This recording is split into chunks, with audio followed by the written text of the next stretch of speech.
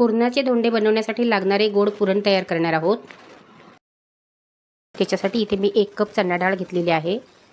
तिला आपल्याला स्वच्छ अशी साफ करून घ्यायची आहे। साफ करून झाल्याच्या नंतर एका भांड्यामध्ये ओतून काढायची आणि स्वच्छ तिला आपल्याला धुवायची आहे। पण धुताने 3 ते 4 वेळा धुवायची, पण अशी रगडून चोळून धुवायची नाही। अशी रगडून चोळून धुतल्याने त्यातले स्टार्च निघून जातात आणि पुरणाला ना चव चांगली येत नाही। स्वच्छ धुवायची, पण हलक्या हाताने स्वच्छ धुवून घ्यायची। डाळ शिजून घ्यायची आहे, तेव्हा कुकरमध्ये डाळ आहे ती काढून घ्यायची। 1 कप डाळ आहे तर आपल्याला इथे 2.5 कप पाणी घालायचं आहे। डाळीच्या वरती 4 बोटं पाणी येईल ना इथपर्यंत आपल्याला पाणी घालायचं आहे। डाळ शिजल्याच्या नंतर वरची सुकी राहिली नाही पाहिजे, म्हणून पाणी त्याच्यामध्ये भरपूर घालायचं। पाव चमचा मीठ आणि चिमूटभर हळद घालायची। हळद घातल्याने पुरणाला कलर छान येतो। कुकरचं झाकण लावायचं आणि 5 शिट्या करून घ्यायच्या। कुकरच्या आता 5 शिट्या झालेल्या आहेत, बघू शकता। अशी मेणासारखी डाळ शिजली पाहिजे। डाळीला आता आपल्याला गाळून घ्यायची आहे, म्हणून एक चाळण घ्यायची आणि चाळणीच्या खाली वाडगं ठेवायचं आणि डाळ आहे ती आपल्याला गाळून घ्यायची।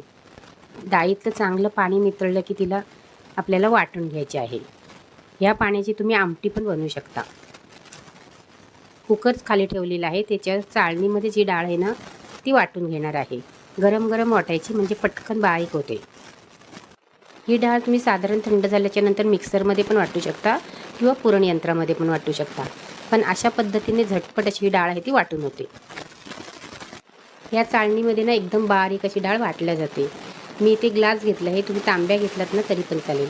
बघू शकता अशी झटपट अशी आपली डाळ आहे ती वाटून झालेली आहे आणि एकदम मऊसूत अशी। जेवढी डाळ आहे ना तेवढंच आपल्याला गूळ घ्यायचा आहे। तर 1 कप डाळ आहे ते 1 कप इथे गूळ घ्यायचा आहे। गूळ एकदम बारीक चिरून घ्यायचा। मी इथे हा चॉकलेटी कलरचा गूळ वापरलेला आहे, तुम्ही पिवळ्या कलरचा वापरलात ना तरी चालेल। ह्या गुळाने ना पुरणाला चांगला कलर येत नाही। पिवळा गूळ वापरलात तर पुरणाला चांगला पिवळसर असा कलर येतो। तसंच कुकर उचलायचा आणि गॅसवर ठेवायचा आणि ह्याला मिक्स करायचं। जसा गूळ आपला वितळत जाईल ना तसं पुरण आहे ते आपलं पातळ होत जाणार आहे। सतत मिक्स करायचं, नाही तर गूळ आहे ना तो खाली चिटकणार। मग पुरणाला चांगला सुवास येण्यासाठी त्याच्यामध्ये आपल्याला पाव चमचा चिंच पावडर, 2 ते 3 चमचे तालपळ पावडर आणि अर्धा चमचा वेलची पावडर हे सर्व घालायचं आणि मिक्स करून घ्यायचं। आपलं पुरण चांगलं मिक्स करायचं। आपल्याला वाटलं की तुला गॅस मोठा करायचा, बारीक करायचा, असं करून आपल्याला पुरण हे ते घट्ट करून घ्यायचं। पुरण तयार झालं की नाही कसं ओळखायचं, तर पळीमध्ये असं पुरण घ्यायचं आणि पळी आहे ना ती अशी पलटी मारायची। पलटी मारल्याच्या नंतर ते पुरण पडलं नाही की समजायचं की आपलं पुरण आहे ते तयार झालेलं आहे। पुरण तयार झालं की नाही बघायची दुसरी एक ट्रिक आहे। पुरण सर्व असं एकदम जवळ करून घ्यायचं, त्याच्यामध्ये आपल्याला पळी रोवायची आहे। अशी पळी त्याच्यामध्ये आपल्याला उभी करायची। ही पळी पडली नाही ना की समजायचं की आपलं पुरण आहे ना ते तयार झालेलं आहे। अशा पद्धतीने आपले धोंड्यांसाठी गोड पुरण तयार झालेलं आहे। गॅस बंद करायचा।